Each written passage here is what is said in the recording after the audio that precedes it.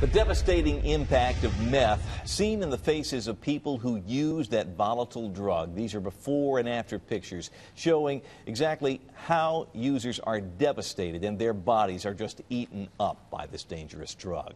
Now, it's a ticking time bomb in potentially every neighborhood here in the Midstate, and the meth epidemic is exploding in Tennessee. The TBI's methamphetamine task force says Tennessee is on track to lead the nation in meth lab seizures this year. Fox 17's Eric Alvarez sheds some light for us now on a growing epidemic and the cost that it's having here for Midstate families. So many. That's right, Scott Stacy. Now, medical experts say meth is a destructive, addictive drug. It's hazardous to the cooks who make it, the addicts who use it, and it's also a multi-million-dollar burden on the system. And even if you think it doesn't affect you, think again.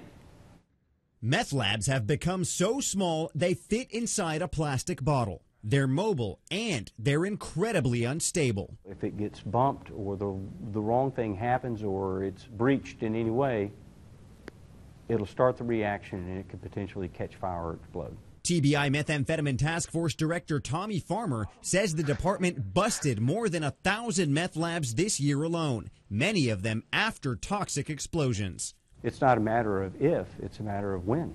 You're going to hurt yourself, you're going to catch yourself on fire, you're going to blow yourself up in one of these meth labs. When that happens, the cooks often end up here, the regional burn center at Vanderbilt University Medical Center. We do everything we can to help with the pain, but these are difficult injuries. Burn Unit Director Blair Summitt says at times 25% of the patients in his department suffer from meth-related burns. In a unit that takes in burn patients from all over the Southeast, preventable injuries are a burden, both on the staff and on department resources, especially when the patient is uninsured. We had methamphetamine patients that are here 2 and 3 months.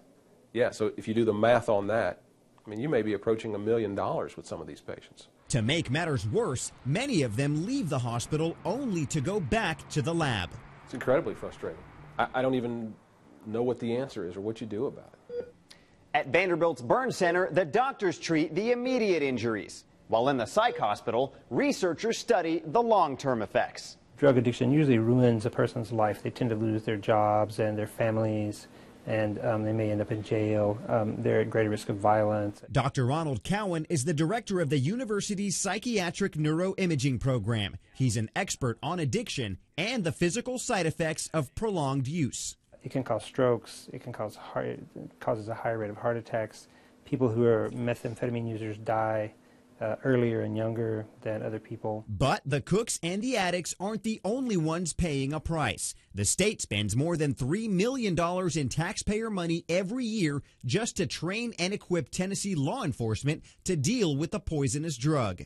In 2010 alone, there was more than $4.6 million spent in the state of Tennessee just removing the immediate hazards, just the meth lab. That's not counting the remediation cost to the properties, to the homes. Farmer says it costs between $5,000 and $25,000 to make a home livable after a seizure. That cost falls on the homeowner. But if they're in prison or refuse to pay, the property could be condemned or deemed a public nuisance. But unfortunately, if they do that, then it shifts that cleanup responsibility to that city or county. So the taxpayers would be responsible for remediating the property. Then, the Department of Corrections says it costs taxpayers more than $24,000 to keep a convict in jail for 1 year. And while they're behind bars, families are torn apart. Farmer says since 2007, the state has taken more than 1,600 children out of meth homes. In Tennessee alone, more than $70 million has been spent just rescuing children from meth homes and placing them in state's foster care. And it's all part of the never-ending cost to the system. We have thrown everything at this problem in spending more than $38 million doing so. And the problem has not gone away, it's increased. Now, this is a map of meth busts this year alone.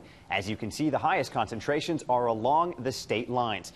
Now, stay with us because in just a few minutes, you'll learn why parts of our state are so plagued with methamphetamine and what one simple solution police say could take down meth in the Midstate.